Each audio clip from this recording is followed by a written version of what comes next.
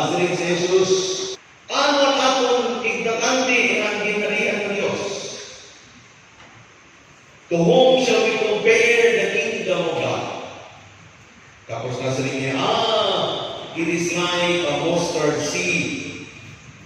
Para tumubo, kinahanglan itanong. Importante kung mga itanong, pero mga kabukuan, madali ang pagtanong, ang barugay, ang pagkakapan. Nasa ni Jesus, maupuin niya ginalian ng Diyos. Kinahanglan padayon kita hangtod na masangkot nato ng ginalian ng Diyos. Kung ano na rin mo gintanong, mawit na rin mo aanimon. Kaya sige ko pahutana, ikaw kung ginikanan ka, manin mo karuyan na anak, ang anak na nagsisimba o dili nagsisimba. Karuyan na mo pa rin anak na nagsisimba, okay, kung karuyan mo ang anak na nagsisimba, nasimba ka nga ni ayaw ibigin na ni mo anak dagdag ka sa simbahan. Kaya ayaw paglako na ikaw nagsisimba, ang iyong anak nag-iintil, pagdakuhan ni mo anak, ang iyong anak hinimbaho, kaya naman ang matubo, wala na nga ipagtanong. Diba? Ano yung karuyan na anak, ang anak mamaara magampo, o ang anak na diri nag-aampo, pati karuyan na mo ang anak na nag-aampo, kung sugar, bawal mo karuyan, mag-ampo ka nga ni, ikukudanin mo anak. Kaya yung paglaon, nga ikaw nag-iinampo, ano yung anak diri, na pagkadat ko niya, mag-inampoon. Bakit ka mabigin, tanong pa ang matubo. Mga ito ng pagtanong, na ano na yung karuyan na anak? Ang anak na namamalikas, o ang anak na diri namamalikas? Ang anak pa rin na diri namamalikas. Aw kay kumao, una ka lang na pagawas ng bakbahan pamalikas, sa pungadaan mo ng bakbak. Sila nga diri itong pwede gumawa sa iyong bakbak. Kay imo nga ni pabayan, bagay ito nang imo gintanong, naging tubuan, ituntuan, sagbot. Tungod kay wala mo Panginoa, nagdako pa ang sagbot, ikumparahan mo tinanong. Makita na dito si King Jesus, karuya ka itong makabot ka ito haging nalian ng Diyos, baga kita nagtatanong. Kinahanglan Panginoon. Tama na niya kinahanglan, pero bugno mo. Ang hindi nakakatawa. Dili ka maning magsaway ng imo anak, ayaw. Sini, ng imo anak, makakatuntun yung tama. Yan na, ang atong pagbasa, ang mga apostolis, gimbagyuan bakit na adaga. Bahinon nanay natin ini magkagordinating nga kuhan, aspeto para natin nasabdan. Una, itong tumanin natin, pagbasa natin na nakalagin na Domingo, pagtanong, ang aton kayang pagtanong, parehas sa naton paglakaw tikat kung ang ginalian ng Diyos, daramo ang bawal. Daramo ang nakaulang. At sa nito, ang nakaulang, bagyo. Bagyo. Daramo ang naging na bagyo.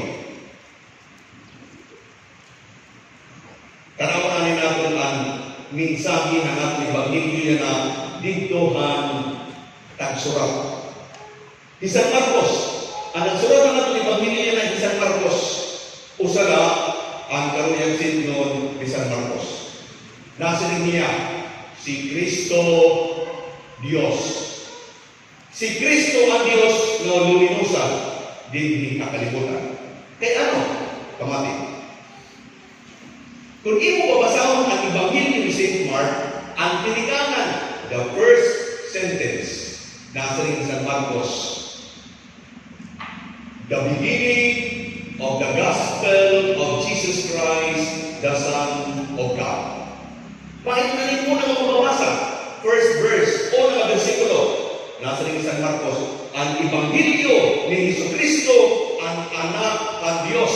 Waray ka din tututdo, iya naging pipinpoint nga anak ini ang Diyos. Ang aton karuyang singkod nga tanan na aton nagsusurat magsusumat nga ini nga tao ang anak ang Diyos. Ang aton nabatian niya is a confirmation kay ano? Nabatin niyo ang first reading. Ang first reading nasiring ang Diyos kag Job. Si Job na mong problema. Nagdududa kaniyang pagtuo nga sa Diyos. Nasiring ang Diyos. Nagdududa ka hanapong gahong. Dahil nga nalimot ka ba? Nga ako ang nagbutang hintugtuban ang kadagatan. Ako ang nagsiring. Gatugtog ka lang dinhi. Dili ka masaka. Nagtugak na. Kung kaya mo ito himuon, ano daw hindi ko kaya himuon? Nag-mention ng Diyos, nga siya ang Diyos ang dagat. Pero kung aton babasihan ang mga Old Testament ng mga readings, mag-istorya nga ng dagat, makaradot. Mga butang na hindi natin masasabdanan sa dagat, mayroon ng mga Hudiyo. At ano, ito din ang Sea of Galilee, nagigagpok ka ng Jesus. Basta ito naman na yan, ha? Natitigda na lang itong pag-subasko. Waray din tigaman. Maski hataas ang adlaw, maski mainit, natitigda na pag-subasko. Diri mo may babaraman sa rin ng subasko. Diri man napunta nagkahangin-hangin anay, natitigda lang. Kaya ang mga Hudiyo, ano na una-una, ang kadagatan, gindulumara, yung magrakot ng mga espiritu. Tungkol dito, kung may dahil ng mga pakubong, wala ibang mapapakubong, kundi ang Diyos ka. Mauna, pag-abot ito nga ato, pagbasa niya na, ang last part na nato yung pamilya, nangungutan ang mga tao, sino ini? Nga nagsusunod na iya ang kadagatan. Babalik kita lang ito ang kinsiling ng Diyos kagong ako ang nagbubuod ng dagat. Kaya ang karoyung ni San Marcos, si Jesus, nga kumanang niya ito na mao ito ang anak ng Diyos. Kaya kita ang mga apostoles ang realidad. Ang mga apostoles, majority ng kira para pangisda nga diri mga simple mga para pangisda, mga expert na mga fishermen. Nga ito din ang lugar, ginbabalik-balik ka dito ng Rocker Bay. Kabisado na rin ito ng lugar. Maarang nila nga nasusupas na ito nga, damo na nila mga na-experience ito din ang lugar. Pero this time, expert fishermen na nangaroing tama, na problema, nagkakaharadlok.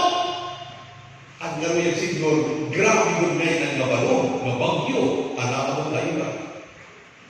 Kaya, okay na lang, no? Sumakay ka nga ng mga parapangis na natuhan nila sa kayan, bangin ko ikaw, nakuhan ka na, namumutla ka na, at mga parapangis na sige magkatatawa, ay, anak na namin. Pero ang mga parapangis na nga nila mahatlo, extraordinary na nito tao. Pero, ni Kristo, irang kaupon. Nakatulog si Jesus ng tuha, ulin, at tuha na purhi, na party, at sakaya. Nangutan ng mga apostoles. Ginoo, diri ka ba nababaraka, na malulunod kita? Kabaraka. Buminuwat si Jesus, ngayon niya dahil yung sinigunong na, ngayon minunong ang tubig, ang dagat, ang balot, ang hangin. Ngayon nagsiring ni Jesus, hasta yan na, tunang naghihapon na niyong pagtuo. Hasta yan na, wala na paghihapon na mong pagsaring. Ano tinungutan si Jesus na wala kang pagsaring? Ang bukod totoo, ang sa kanyang puno, manunod nga ni, ang una-una na nalulunod, at being an orhi. Di ba? Dumadagan nga niya kung ano, ang sakayan, hataas sa unahan, ano, ang likod na rin sa ubos. Maulunod nga ni ang likod ang unang nalulunod. Siguro ang karoy si Jesus na babarama ako, na kung malulunod na sakayan, ako ang unang malulunod. Pero mga kaputuan, ibutanganin natin hindi nakatong kinabuhi. Yan na. Mabalik kita kanto hangin sining ni Jesus. Naglalakaw kita kakanto hangin halian ng Diyos. Nasa rin natin ang Panginoon na let us cross the other side. Expression ini nga natin paglakaw. Tikang din niya ito na kakanto hangin halian ng Diyos. Pero maatong dapat kapag-agian, daramo ang mga problema, pag-antos, kasakit. Tao, dili ka nga ni maarang na may problema ang kalimutan, dili ka nga ni maarang na may mga kasakit ang kalimutan, dako pa o pwede yung problema. Kaya dili nato maliligayan ang mga problema. Dili nato maliligayan ang ato mga pag-antos, dili maliligayan ang mga kasakit, nga natanan kita maagi. Usa ka importante nato paglagaw ato ginalian ng Diyos pagtuo. Pero dili mapupugan ang mga kasakit mga pag-antos. Maski ang tao na may pagtuo, mag-aagi yung kasakit, mag-aagi yung pag-antos. Maski ano ni mo ginuhod-nuhod, dili mawawala ang problema. Ang mga padian gamit ang among Panginoon, kundi mawawala ang pag-antos, kasakit at kalibutan. Mayon na natin pag-inistoryahan niya. Haatong paglakaw, tika na po na tika ito ang hinalian ng Diyos, daraw ang challenges. Daraw ang bagyo nga atong agian. Kaya dapat andam ka. Pinaka-importante, pagtuo sa Diyos. Kaya dapat tuunahon natin ang Diyos. Kaya hindi natin kaya ang kalimutan. Pero ang Diyos na naging ang kalimutan, kaya katanan ng problema, ang Diyos ang may solusyon. Kaya mantang naglalagaw kita, nagtuwag ginadian ng Diyos, unahon natin ang Diyos. Nga tanan na problema nga ito na agian, atong nalampasan, atong nasusubaran. Ang problema na ang tao, mauini, ang tao may pagkagarbuso. Ang paguna ng tao, nga kaayanian na tanan. Mao nga, kaaton, mga plano ng kinabuhi, kung may nagitalistahan ng atong mga plano, or hipirmi ang Diyos. Orhi ang Diyos. Waray na nga kita kakantuan, Diyos na. Ato mga priority ng kinabuhi, ang last priority ang Diyos. Tanawa na ninyo. Tanawa na ito ng mga apostolis. Tungkol kay mga experts sa mga fishermen, ang kinagin mo para masubara nila ng problema, pag malumbalon, siguro na sila nila, sige, panayin mo pag-bunsay. Kahuman siguro na sila, dito balansi. Dili ang buwan mo naman kinarungan. Mga hindi, kaya patayon, damo nila ginigin mo, masubaran na ng problema. Hindi rin na nila kaya, pinagkakapoy na, sa kalang sila nagsiring, Ginoo, tabangi. Yan. Orhi ang Diyos. Atong kinubuhi. Bakit na rin ang pagbuhaton? Malala.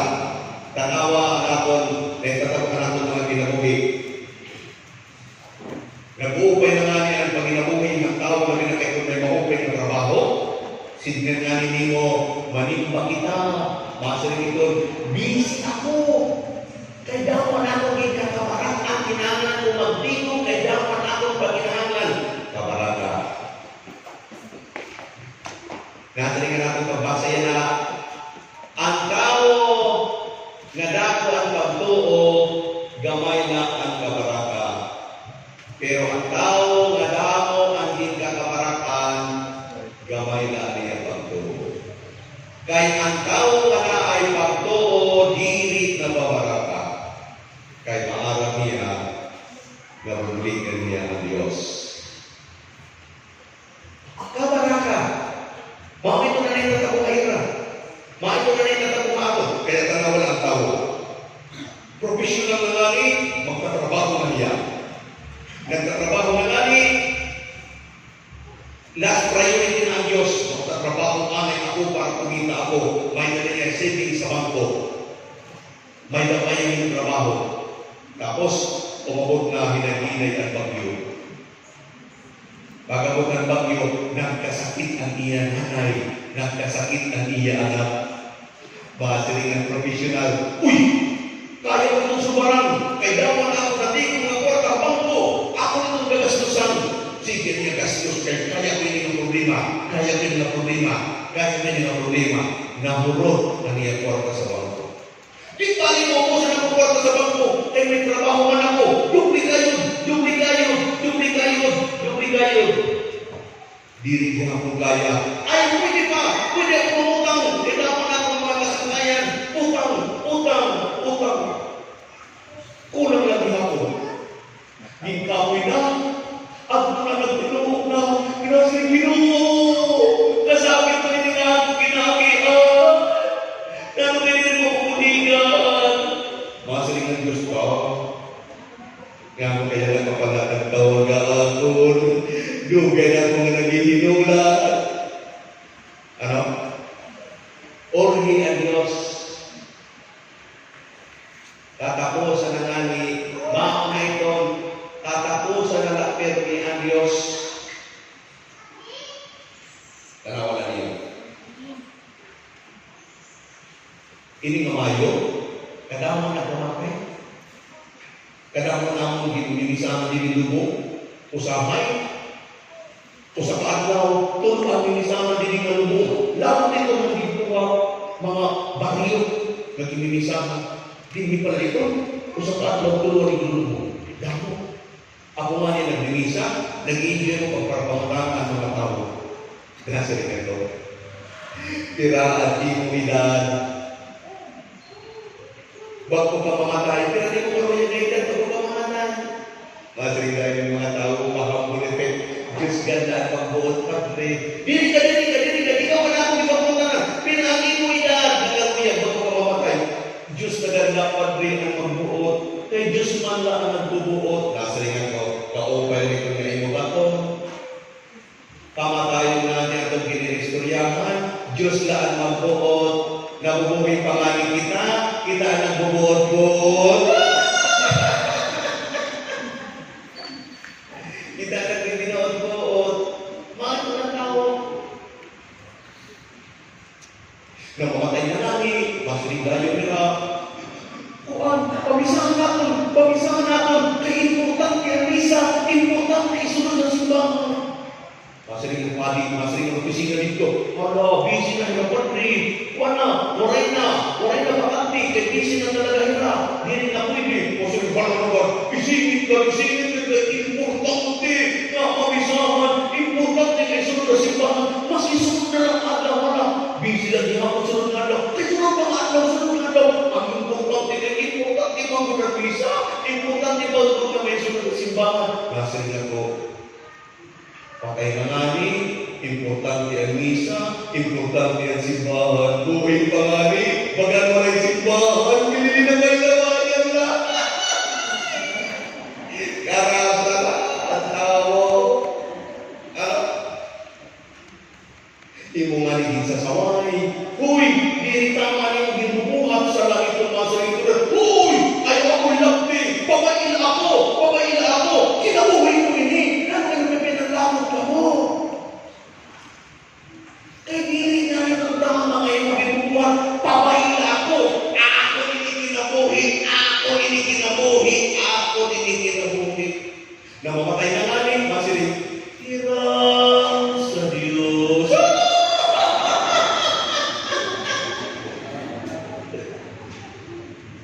Maokit na ito. Or hindi ang Diyos.